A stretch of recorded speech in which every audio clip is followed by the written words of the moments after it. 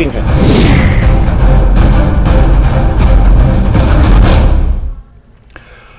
नमस्कार, बहुत स्वागत है आपका न्यूज 18 जेकेएलएच पे। मैं हूं आपके साथ अबू हुरैरा और आप देख रहे हैं JKLH prime time. Jammu Kashmir के पुंछ में सुरक्षा बलों को बड़ी कामयाबी मिली है। सुरक्षा बलों ने मुठभेड़ में 4 आतंकियों को मार गिराया है। बताया जा रहा है कि आतंकियों और सुरक्षा बलों के बीच यह मुठभेड़ पुंछ के सिंदरा इलाके में हुई है। सुरक्षा बलों को सोमवार शाम को सिंदरा इलाके में कुछ आतंकियों के छिपे होने की जानकारी मिली थी। इसके बाद राष्ट्रीय राइफल्स और जम्मू कश्मीर पुलिस और अन्य सुरक्षा बलों ने यहां पर सर्च ऑपरेशन चलाया। पुंछ सेक्टर में सुरक्षा बलों ने 4 आतंकियों को मार गिराया है और इसे सुरक्षा बलों की एक बड़ी कामयाबी माना जा रहा है और इस पर कहीं ना कहीं एक बड़ी चोट पहुंची है पाकिस्तान को। आज इसी पर हम जेकेएलएच प्राइम टाइम में चर्चा करेंगे।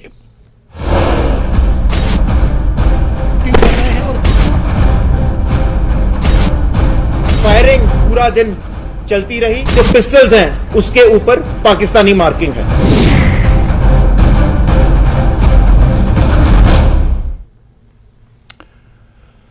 तो एक बार फिर से इनकाउंटर हुआ जम्मू कश्मीर में और एक बार फिर से पाकिस्तान के जो नापाक इरादे हैं उन्हें नापाक किया गया है, नाकाम किया गया है। और बहुत खास मेहमान मेरे साथ जुड़ रहे हैं। इस इनकाउंटर पर हम चर्चा करेंगे। मेरे साथ कर्नल एसएस पठानिया जी हैं जो कि डिफेंस एक्सपर्ट हैं। एडवोकेट मुजफ्फर इकबाल खान साहब भी इस चर्चा में जुड़े हुए हैं जो कि सीनियर लीडर हैं जम्मू कश्मीर नेशनल कॉन्फ्रेंस में। कुछ देर में हमारे साथ बीजेपी के स्पोक्स पर्सन भी इस चर्चा में जुड़ेंगे। कर्नल एसएस पठानिया जी और एडवोकेट मुजफ्फर इकबाल खान साहब दोनों का बहुत स्वागत है, इस्तकबाल है जेकेएलएच प्राइम टाइम में। मैं कर्नल एसएस पठानिया जी आपसे ही शुरुआत करना चाहूंगा। पुंछ में जो इनकाउंटर हुआ है, सोमवार को इनकाउंटर मंडे को शुरू होता है और पूरा दिन यह इनकाउंटर चलता है और फिर मंगल की सुबह यानी आज सुबह यह इनकाउंटर खत्म हुआ है। 4 मिलिटेंट मारे गए। किस तरह से आप इसे देखते हैं? जहां पर भी थोड़ी सी कमजोरी पाकिस्तान को दिखती है क्योंकि पाकिस्तान नापाक हरकत करने के लिए बिल्कुल एक तरह से बेचैन रहता है और जहां पर उसे थोड़ी सी मोहलत मिलती है, कहीं पर भी उसे कोई इशारा मिलता है और वो नापाक हरकत करने के लिए तैयार रहता है। देखिए सर, इसके अंदर सबसे पहले तो मैं सुरक्षा बलों को, जिसके अंदर हमारी बहादुर आर्मी भी है और पुलिस भी है जेकेपी, उनको मुबारकबाद देता हूं इस सक्सेसफुल ऑपरेशन के लिए। जी, इस ऑपरेशन की अहमियत और भी बढ़ जाती है क्योंकि इसके अंदर कोई कोलेट्रल डैमेज नहीं हुआ है। और अगर आप देखेंगे पिछले कुछ दिनों से लगातार पिछले 8 दिनों के अंदर पुंछ और रजौरी सेक्टर के अंदर 9 जो मिलिटेंट थे या तो वो अंदर आके पकड़े गए या वो इन्फिल्ट्रेशन करते हुए उनको हलाक कर दिए गए। अभी क्या वजह है कि ये पाकिस्तान जो है इतना डेस्परेट क्यों है और क्यों वो ये गलती कर रहा है कि जहां पर उसके मिलिटेंट को इन्फिल्ट्रेशन होने में असफलता मिल रही है, बार बार वहां से पुश क्यों कर रहा है? ये सोचने की बात है। क्योंकि अगर हम 8 दिनों में 9 मिलिटेंट जो हैं वो इन्फिल्ट्रेशन के प्रोसेस में मारे गए हैं तो कुछ ना कुछ तो प्रॉब्लम है। अभी जो प्रॉब्लम है वो जो मैं विजुलाइज कर सकता हूं वो ये है कि कश्मीर में उनको इन्फिल्ट्रेशन में सक्सेस नहीं मिल रही है। जहां तक आईबी का सवाल है, वहां भी उनको ये लग रहा है कि हमारे इन्फिल्ट्रेशन की जो पॉसिबिलिटीज है उतनी ज्यादा पुख्ता नहीं है। और पुंछ और रजौरी उनको एक ऐसा कॉरिडोर नजर आ रहा है जिसके अंदर वो डेस्परेटली अपने मिलिटेंट को पुश कर रहे हैं with the aim of finally inducting them in the Kashmir valley. अभी ये क्यों हो रहा है, ये दूसरा सोच का विषय है क्योंकि इसके अंदर आपने देखा होगा कि ये इंटेलिजेंस एक उनको मिली थी। अभी वो इंटेलिजेंस किसने दी है? नॉर्मल किसी शहरी ने दी है। उसके बाद उन्होंने उस एरिया के अंदर ड्रोन लॉन्च किया और ड्रोन जब लॉन्च किया तो ये लोग पकड़े गए और उसके बाद ही सारा एक्शन हुआ है। तो ये भी दिखाता है कि आने वाले समय में टेक्नोलॉजी, जो ड्रोन टेक्नोलॉजी है, वो कितनी हमारी मदद करेगी इनका जो मिलिटेंट का जो इन्फिल्ट्रेशन है उसको चेक करने के लिए। और ये भी दर्शाता है कि हमारे जो लोकल हैं वो किस हद तक इनके बारे में इंटेलिजेंस देके इनको पूरी तरह से नेस्तो नबूद कर सकते हैं। जहां तक पाकिस्तान का सवाल है, आप ये मान के चलिए कि वो इससे बाज आने वाले नहीं है। उनकी चाहे इंटरनल सिचुएशन कैसी भी हो, लेकिन वो कश्मीर जो उनकी एक अम्बिलिकल कार्ड है उसके पीछे वो अपने नापाक इरादों को पूरा करने के लिए कहीं ना कहीं जहां भी उसको मौका मिलेगा वो अपने मिलिटेंट जो है इन्फिल्ट्रेट कराएगा। तो बिल्कुल पाकिस्तान के जो नापाक मंसूबे थे उन मंसूबों पर एक तरह से पानी फिर गया है और सुरक्षा कर्मियों ने एक बार फिर से बड़ी कार्रवाई एक तरह से और सफलता उन्हें हाथ लगी है। मेरे साथ कुछ और खास मेहमान जुड़ गए, उनका भी इंट्रोडक्शन करा देता हूं। माजिद हैदरी साहब हैं, सीनियर जर्नलिस्ट हैं, वो भी हमारे साथ चर्चा में जुड़े हुए हैं। और एडवोकेट आर.एस. पठानिया साहब स्पोक्सपर्सन हैं जम्मू कश्मीर बीजेपी के, वो भी मेरे साथ इस चर्चा में जुड़े हुए हैं।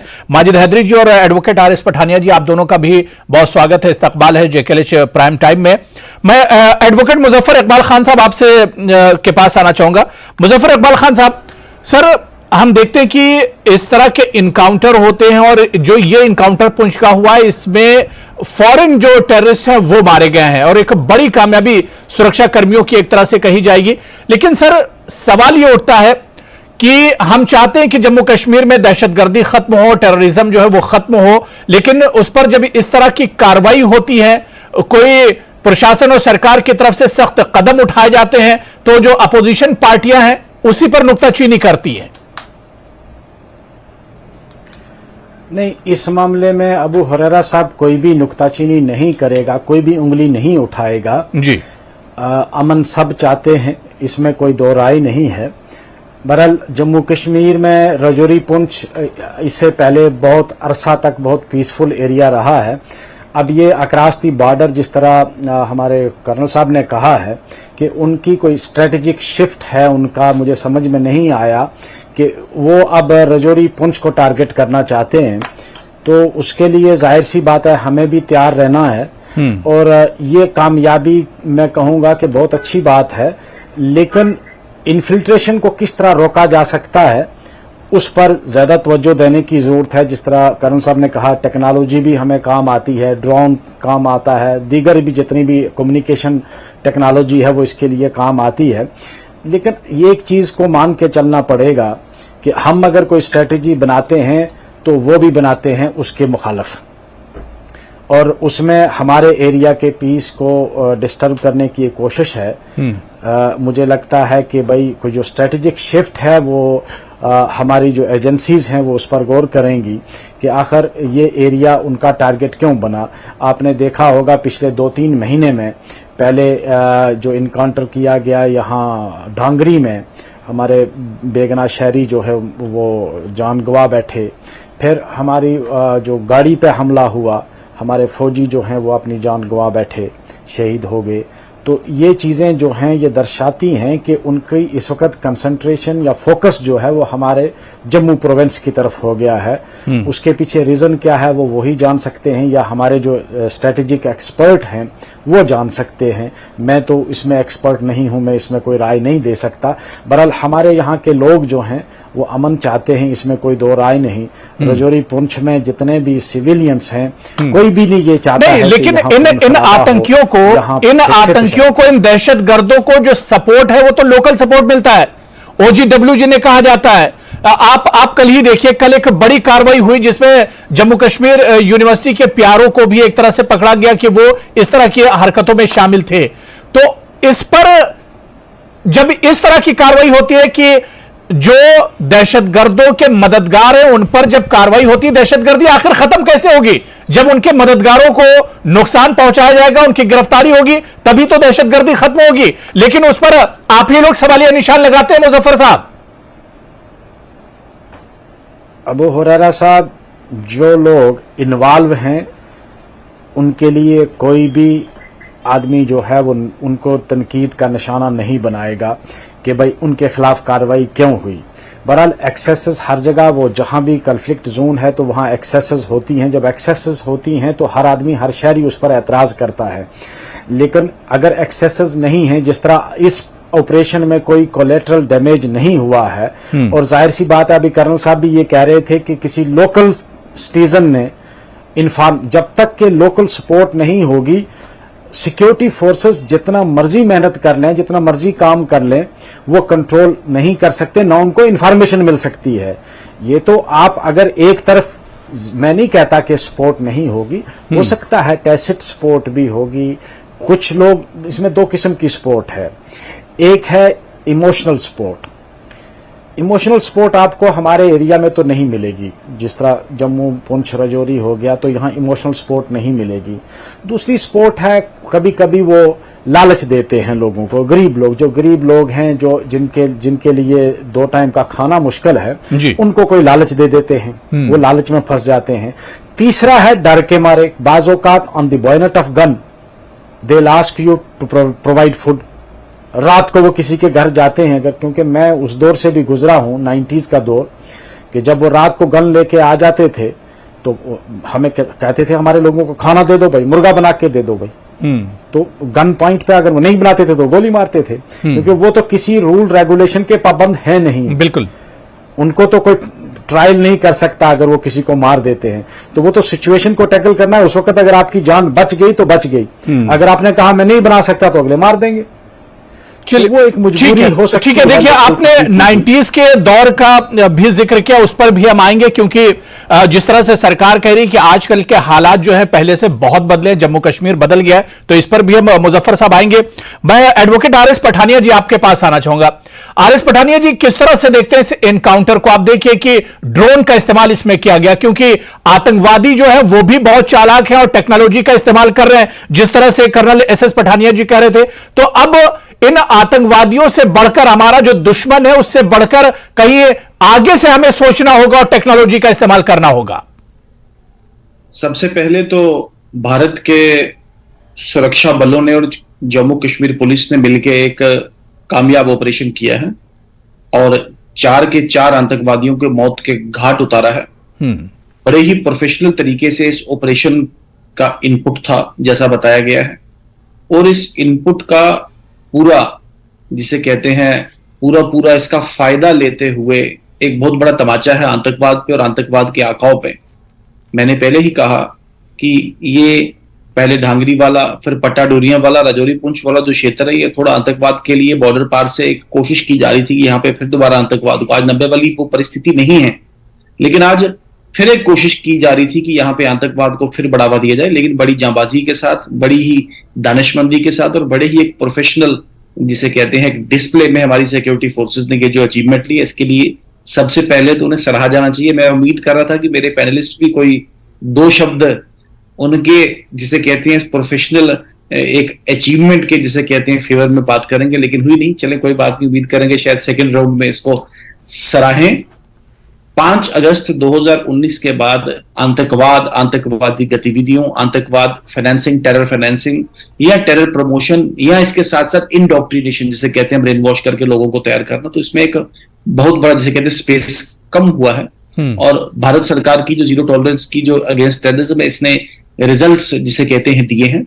और पाकिस्तान इस रिन्यूड प्रेशर में, जो नया प्रेशर उन पे आया है, और खासकर विशेषकर जो उनके जो टेरर कैंप्स हैं, अब नया मॉड्यूल, जैसे मैंने जिसे देखने में आ रहा हाइब्रिड टेररिज्म या ये ड्रोन वाला जैसे मॉड्यूल आप कह रहे हैं, और इन सब के साथ साथ अपने OGWs को यूज करके local support, I doubt it कहीं भी मिलिटेंसी को नहीं है, लेकिन OGW जो पेड उनके जो कार्यकर्ता हैं लोगों को लेके इस तरीके की हरकतें और हिमाकतें करने में हमारा पड़ोसी मुल्क चल रहा है। लेकिन हमने पहले भी कहा कि जैसे एक मेन स्ट्रीम, जिसे कहते हैं, एक जो रेगुलर एक फॉर्म ऑफ टेररिज्म थी, उसको हमने काउंटर किया, इस फॉर्म ऑफ टेररिज्म को भी हम काउंटर करेंगे। आपके चैनल पे बार बार हमने ये स्टैंड लिया है, और आज की जो ये सक्सेस है, ये इसी का एक बहुत बड़ा नमूना है। मैंने कई बार कहा कि 10 ऑपरेशन होते हैं, 9 हम पकड़ लेते हैं, एक अगर नहीं जाता तो उसमें ठीक है। मैं माजिद हैदरी जी, जो बात यहां पर एडवोकेट आर एस पठानिया जी कह रहे हैं कि ये जो इनकाउंटर है या दहशतगर्दी पर जो एक काउंटर किया है मौजूदा सरकार ने,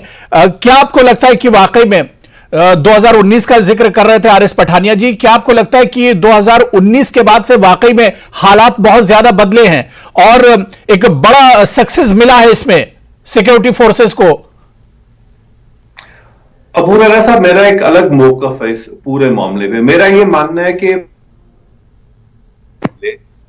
और 5 अगस्त 2019 के बाद जी, 1990 से पहले और 1990 के बाद अभी तक अगर जम्मू कश्मीर में किसी 2 एजेंसीज ने अपना काम बिल्कुल ईमानदारी से, अपना खून पसीने की मेहनत से किया है और दिल्ली की तरफ ईमानदारी से किया है, तो वह हमारी इंडियन आर्मी ने किया है और जम्मू कश्मीर पुलिस ने किया है। यह आज सिर्फ आज पुंछ का मामला नहीं है, इतने 30 साल में जो कुछ हुआ, जब भी कोई ईमानदारी की बात, खून पसीना अपना देने की मुल्क के लिए बात आई है, तो आर्मी और पुलिस जम्मू कश्मीर की साथ साथ रही। और मैं ये आज आपके चैनल पे नहीं कह रहा, ये मैं सब चैनल्स पे कहता हूं, बल्कि मैं तो कह रहा था, मेरी तो तजवीज सरकार को ये थी कि अगर आप यहाँ हालात बेहतर करना चाहते हैं 5 अगस्त 2019 के बाद, तो आप 2-4 साल के लिए जम्मू कश्मीर को आर्मी के हवाले कर दो, पूरा आर्मी के कंट्रोल में दो, क्योंकि वो एक डिसिप्लिन, एक ईमानदारी वाला डिसिप्लिन लाएंगे जो हमारे पास मिसिंग।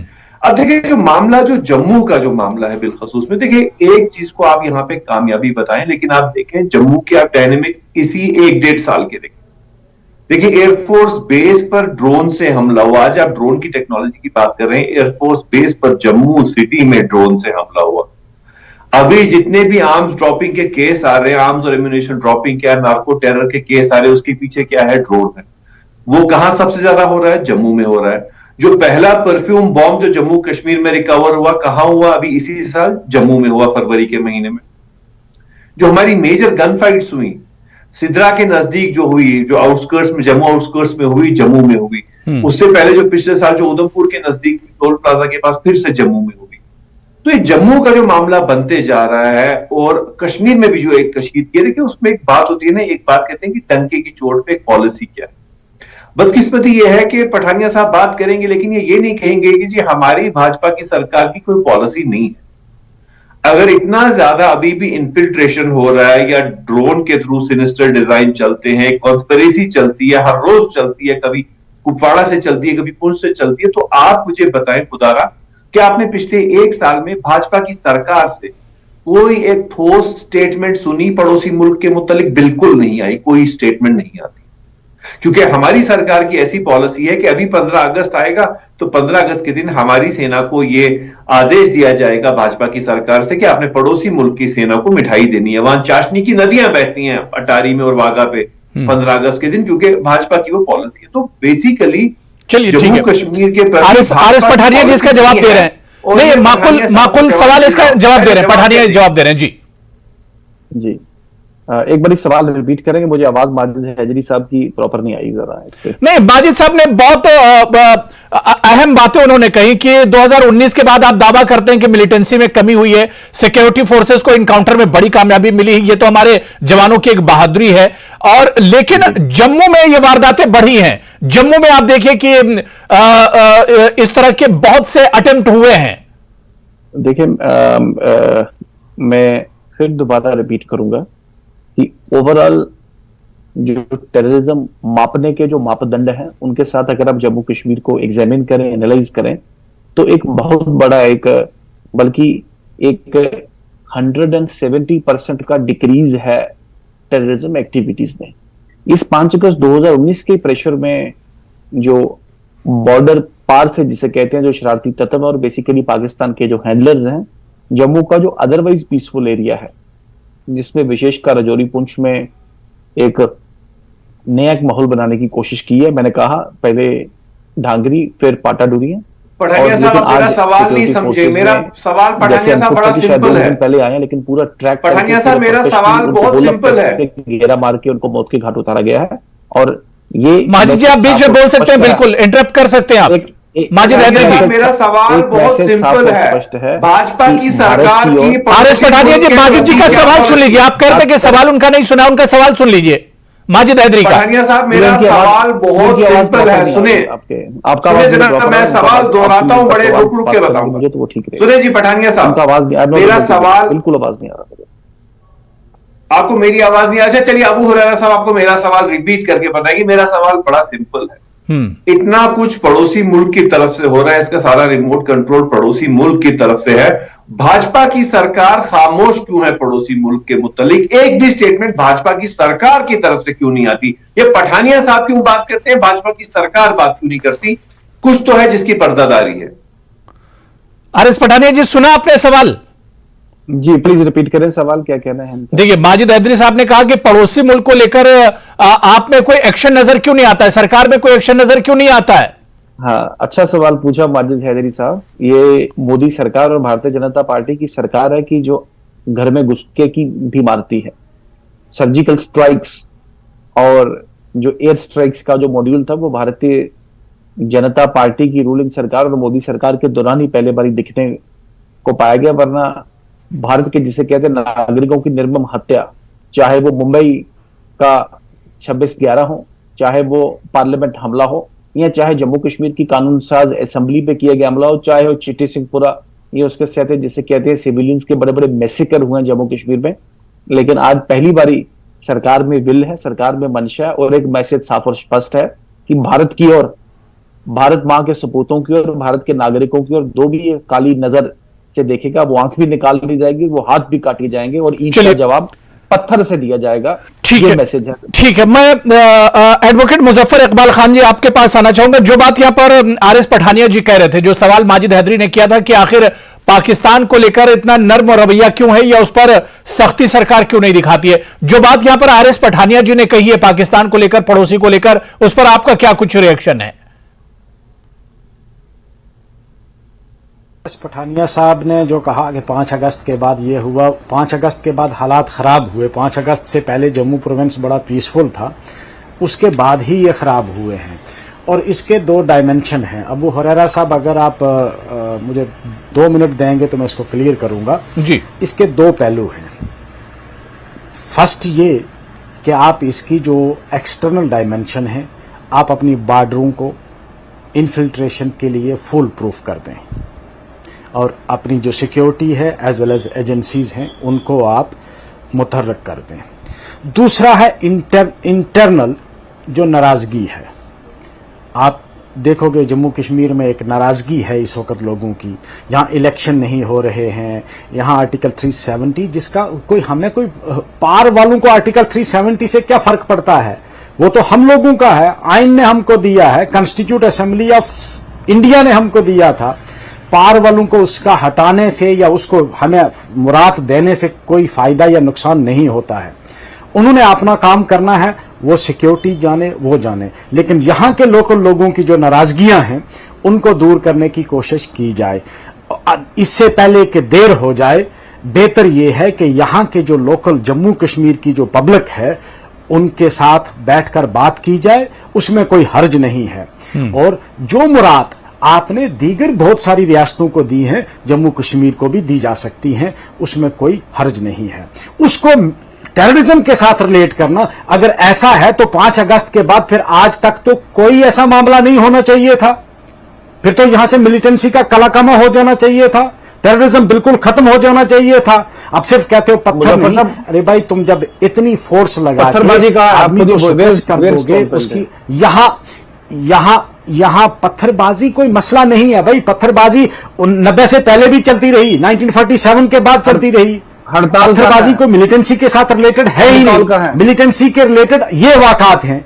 पत्थरबाजी तो दिल्ली में भी होती है, बम्बे में भी होती है, महाराष्ट्र में भी होती है। जब लोग हुकूमत के खिलाफ कोई नाराजगी का इजहार करते हैं वहां पत्थरबाजी हो जाती है। अब उसको तो मिलिटेंसी के साथ रिलेट करना कि नहीं जी पत्थरबाजी बंद होगी तो मिलिटेंसी तो वैसी की वैसी ही है, तो उसको इसके साथ रिलेट करके देखना बिल्कुल ये तंग नजरी है, दूर अंदेशी नहीं है। दूर अंदेशी ये है कि लोग नाराज हैं, लोगों की नाराजगी को बैठकर दूर किया जाए। ये अपने लोग हैं, सिटीजन हैं, यहाँ के इंडिया के सिटीजन हैं, भारत के शहरी हैं, उनके साथ बात की जाए। जिस तरह आप नॉर्थ ईस्ट के लोगों के साथ बैठकर बात करते हैं, इस तरह जम्मू कश्मीर के लोगों के साथ बैठकर बात करके उनके साथ जो वादे किए गए, जो उनको मुराद दी गई, आइन ने दी, हमारे मुल्क के आइन ने दी, जिस आइन की हम एहतराम करते हैं, इज्जत करते हैं। अब ये अलग बात है कि कुछ पार्टीज आज आइन की भी वो एहतराम नहीं करते हैं जो एहतराम उसको करना चाहिए। चलिए ठीक है, उस पर बिलीव नहीं करते हैं, वो कहते हैं कि नहीं। जल्दी से आरएस पठानिया जी कुछ कहना चाह रहे हैं, बहुत छोटा सा रिएक्शन, क्योंकि एसएस पठानिया जी बहुत देर से वेट कर रहे हैं, मैं उनसे कुछ टेक्निकल पॉइंट पे भी समझूंगा जी। बातचीत से हल होगी, लेकिन किसके साथ बात करें? पूरी देश का ऑल पार्टी डेलीगेशन गिलानी साहब के घर जाता है और जिसे कहते हैं गुड़ी मार के दरवाजा बंद करके अंदर, उनके साथ करें? गिलानी साहब पब्लिक रिप्रेजेंटेटिव नहीं थे। मेरी बात सुने, या उस महबूबा मुफ्ती जी से करें, उसी महबूबा मुफ्ती के साथ जिसके साथ आपकी सरकार थी। मेरी बात सुन ले। महबूबा मुफ्ती जी जो आज कहती हैं कि देश का झंडा उठाने वाला कोई नहीं मिलेगा, या फारूक अब्दुल्ला साहब के साथ करें, जो जब पावर से बाहर जाते हैं तो वो कहते हैं चाइना की मदद मांगेंगे धारा 370 के साथ को वापसी लाने में। फारूक अब्दुल्ला साहब को छोड़ दो, आप महबूबा मुफ्ती जी से ही करो, जिनके साथ आपने सरकार मिलकर बनाई थी, उन्हीं से करो। या उमर अब्दुल्ला साहब के साथ करें, जो कहते हैं 1 इंच जमीन भी नहीं मिल सकती बाबा अमरनाथ के श्राइन की जिसे कहते हैं स्ट्रक्चर के लिए, अरे किसके साथ बात करेंगे मुझे बताइए आप? पिछले 60 साल 70 साल सिवाय मैं कहता हूं आप महबूबा मुफ्ती जी से करें बात, जिनके साथ आपकी सरकार चल रही थी, उन्हीं से करें ना। Try to come out it. आप उमर साहब की बात क्यों नहीं कर रहे? आप फारूक अब्दुल्ला की बात क्यों नहीं कर रहे? आप शेख अब्दुल्ला की बात क्यों नहीं कर रहे? चलिए ठीक है, मैं कर्नल एस एस पठानिया जी बात पास जाऊंगा। कर्नल एस एस पठानिया जी, सर देखिए ये तो सब सियासी बयानबाजी है। अपोजिशन और सरकार जब बैठते हैं तो अपनी पीठ जरूर इस पर थपथपाते हैं, हालांकि हमारे सुरक्षा कर्मियों की बड़ी सफलता है। लेकिन सर इन्फिल्ट्रेशन को लेकर, घुसपैठ को लेकर क्या हमारे पास कोई ऐसा फार्मूला नहीं जो फुल प्रूफ हो कि पाकिस्तान जब जब कोई फेस्टिवल होता है या फिर मौसम खराब होता है या बर्फबारी होती है तो अपनी नापाक हरकतों को एक तरह से अंजाम देता है, मंसूबों को? तो क्या इस पर कोई फुल प्रूफ सर इसके लिए कोई इंतजाम नहीं है कि इसे रोका जा सके? भागों में मैं लूंगा। सबसे पहले हम बात करेंगे कि जहां पे हमारा इंटरनेशनल बॉर्डर है। इंटरनेशनल बॉर्डर में आपने देखा होगा वहाँ बहुत से नदियां नाले बहते हैं और उनके अंदर there is always a possibility of infiltration in the period of darkness. दूसरा, इन्होंने कई बार यहाँ से टनलें बना के भी लोग पार करके निकल आए हैं। तो अभी हमारे पास जो फोर्स लेवल है ये सारे एरिया फेंस्ड है, कोबरा वायर भी लगी हुई है। लेकिन अगर हम बात करें कि क्या आईबी सेक्टर में हमारा जो सिक्योरिटी अरेंजमेंट्स है वो फुल प्रूफ है, नहीं है, हो भी नहीं सकते। अभी आप आ जाइए अखनूर के राइट में चले जाइए, पुंछ, रजौरी, नौशहरा, मेंढर, यहाँ पे जो है वो एरिया बड़ा अनहॉस्पिटेबल और उसके बाद उसके अंदर बहुत ज्यादा गैप्स हैं। और जब खराब मौसम होता है तो हम उसको पूरी तरह मैन टू मैन इसकी मार्किंग नहीं की जा सकती। हमारा जो सिस्टम ऑफ डिप्लॉयमेंट होता है वो मान लीजिए कि एक सेक्शन यहाँ डिप्लॉय है, उसके बाद दूसरी सेक्शन उससे 700-800 गज दूर होगी और बीच में नाले बह रहे हैं, एरिया जो इनएक्सेसिबल लगता है जी। तो मैन टू मैन मार्किंग जो है वो इस एरिया में भी बड़ा मुश्किल है और कश्मीर एरिया के अंदर भी यही प्रॉब्लम है। तो अगर हम कहें कि फुल प्रूफ सिस्टम है, नहीं है, वो हो ही नहीं सकता। उसके लिए बहुत ज्यादा आर्मी चाहिए, वो हमारे पास नहीं है। अभी बात आती है कि ये लोग जब इन्फिल्ट्रेशन करते हैं वो समझना जरूरी है कि इनकी जो स्ट्रेटेजी है इंटरफिल्ट्रेशन की वो कैसे होती है और क्या क्या उसके अंदर लोग जो हैं वो प्ले करते हैं। सबसे पहले ये जहां भी इन्होंने इन्फिल्ट्रेशन करना है उनके कैंप हो जाएंगे, उनको ट्रेन कर दिया जाएगा, लॉन्च पैड के पास लिया जाएगा, उनको फेमिलियराइजेशन किया जाएगा, उनको एक गाइड दिया जाएगा जो उनको एक जगह तक इन्फ्लेट करके ले आएगा। उसके बाद यहाँ का लोकल गाइड आगे जाएगा, वो उनको जो सेफ रास्तों से लेके इनके जो हर सेफ हेवन बने हुए हैं वहां पे जाके उनको टिका देते हैं। उसके बाद इनके जो sympathiser, OGW and sleeper cell, ये 3 चीजें तो हैं। अब इनकी उसके बाद कुछ अपने लोग जो पावरफुल पोजीशन में हैं, बिल्कुल, यानी एक लंबी मंसूबाबंदी होती है। मैं क्योंकि कर्नल एस एस पठानिया जी बहुत माजरत के साथ हमारे पास समय सर नहीं बचा है, सियासी बयानबाजी इस पर ज्यादा हो गई और मैं फिर किसी दिन चर्चा में आपसे इसे और तफसील से समझने की कोशिश करूंगा। बड़ी अच्छी बातचीत हो रही थी लेकिन वक्त की कमी है, बहुत माजरत। कर्नल एस एस पठानिया जी बहुत बहुत शुक्रिया। एडवोकेट मुजफ्फर इकबाल खान साहब, माजिद हैदरी जी और एडवोकेट आर एस पठानिया जी, सभी का बहुत बहुत शुक्रिया इस चर्चा में जुड़ने के लिए। नमस्कार।